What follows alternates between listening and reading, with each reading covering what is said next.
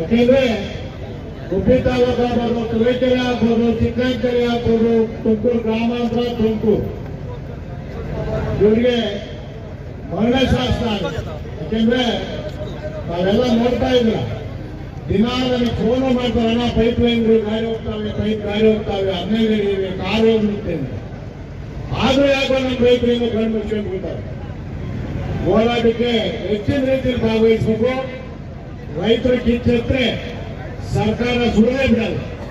ಹಾಗಾಗಿ ರೈತರುಗಳು ಹೆಚ್ಚಿನ ಸಂಖ್ಯೆಯಲ್ಲಿ ಭಾಗವಹಿಸಬೇಕು. ಮತ್ತೆ ಈ ತಾಲೂಕಿನಲ್ಲಿ ಹೇಳಕ್ಕೆ ಇಷ್ಟಪಡ್ತೇನೆ, ಶಾಸಕ ತಲೆ ಸರ್ವೀಸ್ ವಾಸನ ಅನ್ನಿಸ್ಕೊಂಡು ಏನನ್ನಿಸ್ಕೊಂಡಿದ್ದ.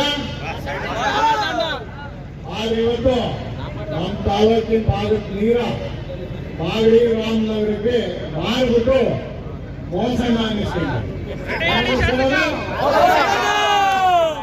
ಇವತ್ತು ಪಾದಯಾತ್ರೆ ಪ್ರಾರಂಭ ಅಂದ್ರೆ ನನ್ ಬೆಂಬಲ ಇದೆ ಅಂತ ಹೇಳ್ತೀಯಾ?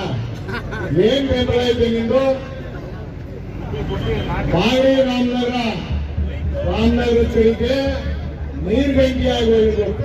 ನಮ್ಮ ತಾಲೂಕು ನಮ್ಮ ಯಾರ ಸ್ನೇಹಿತರು ಸಚಿವರು ಕ್ಯಾಬಿನೆಟ್ ಡಿಸಿಷನ್ ಕ್ಯಾಬಿನೆಟ್ ದೇವಲೋಕಿದ್ದ ಕ್ಯಾಬಿನೆಟ್ ದೇವಲೋಕಿದ್ದ. ನನ್ನಂಗೆ ಸುರೇಶ್ ಗೌಡರು ಗೆದ್ದವ್ರೆ ಆ ಪಾರ್ಟಿ ಮೆಜಾರಿಟಿ ಮಿನಿಸ್ಟರ್ ಆಗಿದ್ದಾರೆ. ಕ್ಯಾಬಿನೆಟ್ ಅಪ್ಪ ಅದು ದೇವಲೋಕಿದ್ದ. ತಿಳ್ಕೊಬೇಡಿ, ಇಲ್ಲೆಲ್ಲ ಗಂಡಿಗಳಿದ್ದಾರೆ. ಇವತ್ತೇನೋ ಜನ ಬರ್ತಾರೆ, ಹೋರಾಟ ಮಾಡ್ತೀವಿ ನಾವು, ಇಲ್ಲ ಅಂತಲ್ಲ.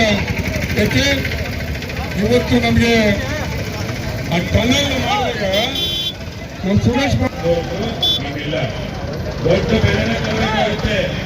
ನಮ್ಮ ಮುಂದಿನ ಪೀಳಿಗೆಗೆ ಖಂಡಿತ ಬಾರಪ್ಪ, ಯಾಕೆ ಮನೆಯೊಳಗಡೆ ಕೂತ್ಕೊಂಡಿದ್ಯಾ? ಹೋರಾಟ ಮಾಡೋ. 25 ವರ್ಷ ಪಾಪ ನಮ್ಮ ತಾಲೂಕಿನ ಜನ ನಿನ್ನನ್ನು ಶಾಸಕರು ಮಾಡಿದ್ದಾರೆ. ಬಾಗುರು ಯಾಕೆ ಬಂದ್ಬಿಟ್ಟು ಹೋರಾಟ ಮಾಡೋಣ ಬನ್ನಿ. ಯಾಕೆ ರೈತರಿಗೆ ವಿಷ ಕೊಡ್ತಿದ್ಯಾ? ರೈತರಿಗೆ ಯಾಕಪ್ಪ ವಿಷ ಕೊಡ್ತಾ ಇದೆಯಾ? ಬಾ ಹೋರಾಟ ಮಾಡೋ. ಯಾಕೆಂತಂದ್ರೆ ನಾವೇನು ನಮ್ಮ